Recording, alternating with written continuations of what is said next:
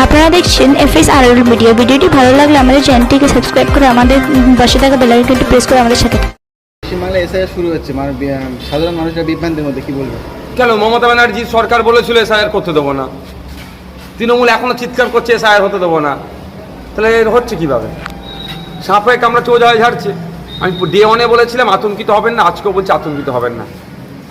বক্তব্য হচ্ছে মমতা ব্যানার্জি দল বলে এসআইআর করতে দেবো না, আর তার দলই তার সরকার 70,000 অফিসার দিচ্ছে এসআইআর করার জন্য। তাহলে বলো, যদি এসআইআরের এরা প্রকৃত বিরোধী হয়, তাহলে কেরল সরকার যেভাবে রেজুলেশন পাস করেছে বিধানসভা থেকে, আমাদের পশ্চিমবাংলা সরকার পাস করছে না কেন? নাটক হচ্ছে। এই নাটক তৃণমূল কংগ্রেসকে বন্ধ করতে হবে। তবে আমি একটা সাধারণ মানুষের উদ্দেশ্যে বলবো, রাজনৈতিক এসআইআরের আমরা চরম বিরোধী। এসআইআরে যদি মৃত ভোটারের নাম বাদ যায়, বরং আমাদের সহযোগিতা চাই, আমরা সহযোগিতা করব। একটা ভোটারের একাধিক জায়গায় নাম আছে, সে কোনো একটা জায়গার নাম থাকবে, বাকি বাদ হবে, তার সহযোগিতা আমরা করব। কিন্তু কোনো বৈধ ভোটারকে যদি অবৈধ ঘোষণা করা হয় বা ডি ভোটার ঘোষণা করা হয়, তার বিরুদ্ধে কিন্তু আমরা আইনি লড়াই করব। তাই অনুরোধ করব সাধারণ মানুষকে, যে অফিসার এসআইআর করতে যাবে, বুথ ভিত্তিক, বুথ লেভেল এজেন্ট যিনি, বুথ লেভেল অফিসার, বিএলও যিনি হবে, তার নাম, ফোন নাম্বার, ডেজিগনেশন আপনারা নিয়ে রাখবেন। যে কোন দপ্তরে চাকরি করে না করে জেনে রাখবেন। ভুয়ো হতে পারে, ভুয়ো অনেক পাঠাতে পারে, সেটা জেনে রাখবেন। যদি কোনো পাড়ায় আর নজর রাখবেন যে ঠিকঠাক করে কাজ করছে কি করছে না।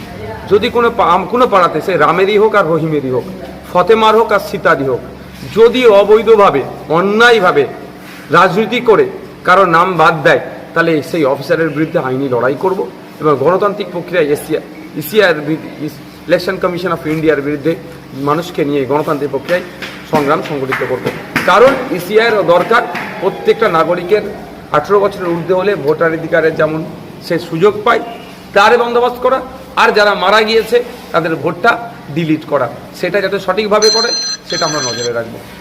পশ্চিমবঙ্গ মাদ্রাসা সার্ভিস কমিশন দপ্তরে কোনো সংখ্যালঘু মানুষের নাম নেই, দেখুন, এটা তো মমতা ব্যানার্জি বলবে, এটা মমতা ব্যানার্জি বলবে। এটা তৃণমূলের নেতাদেরকে জিজ্ঞেস করুন, সংখ্যালঘু সমাজের যারা নেতা হয়ে বসে আছে, কিছু বললি যারা গল্প শোনায় বিজেপি চলে আসবে, তাদেরকে জিজ্ঞাসা করুন যে নিয়োগ হলে মাদ্রাসাতে, সেখানেও কি মুসলমানরা সুযোগ পাবে না? অন্য জায়গায় তো মুসলমানরা সুযোগ পাচ্ছে না, মাদ্রাসা নিয়োগেও মুসলমানরা সুযোগ পাবে না, তাদের বলুন। ওই জন্য আমি বারবার একটা কথা বলি, সংখ্যালঘু তোষণের নামে সংখ্যালঘু শোষণ বন্ধ হোক। এক কথায় মুসলমান তোষণ হচ্ছে, মুসলিম তোষণ হচ্ছে, গল্প শোনালেও মুসলমানদেরকে শোষণ করা হচ্ছে। এটা যতদিন না মুসলিম সমাজ বুঝতে পারবে, এই সমস্যা থেকে বেরিয়ে উঠতে পারবে না। আজকে আদিবাসী দলিতদের উপরে একইভাবে, আদিবাসীদের উপরে পৃথিবীর শাসকের প্রচুর উতলে উঠছে, দলিত প্রীতি দেখতে পাচ্ছি প্রচুর, কিন্তু প্রকৃত অর্থে কি আদিবাসী দলিত মুসলমানরা উপেক্ষিত হচ্ছে? আপনি দেখুন না, 2011 সালে 100 জন সরকারি কর্মচারী থাকলে সেখানে 3 থেকে 4 জন মুসলমান কর্মচারী সরকারি পাওয়া যেত, আর আজকের দিনে 100 জন সরকারি কর্মচারী থাকলে একজন মুসলমানকে পাওয়া যাচ্ছে না। এটা উন্নতি হচ্ছে? এগিয়ে বাংলা, চোরেদের বাংলা এগিয়ে আছে, যারা চুরি করছে তাদের জন্য বাংলা এগিয়ে, যারা নিরপেক্ষতার সাথে কাজ করছে, যাদের বলনেওয়ালার লোক নাই, তারা ক্রমশ পিছিয়ে যাচ্ছে। ফেক ST/SC কোটাতে নন ST/SCরা চাকরি করে নিচ্ছে, এটা কি এগিয়ে বাংলা হলো? এটা বরঞ্চ ST/SC থেকে পিছিয়ে দেওয়া হচ্ছে। মানুষকে সজাগ হতে হবে, এর জবাব গণতান্ত্রিক প্রক্রিয়া দিতে হবে। এর আগে সরকার থাকতে সংখ্যালঘু দপ্তরের মন্ত্রী ছিল, বর্তমানে সংখ্যালঘু দপ্তর কোনো মন্ত্রী নেই। না, মুখ্যমন্ত্রী নিজে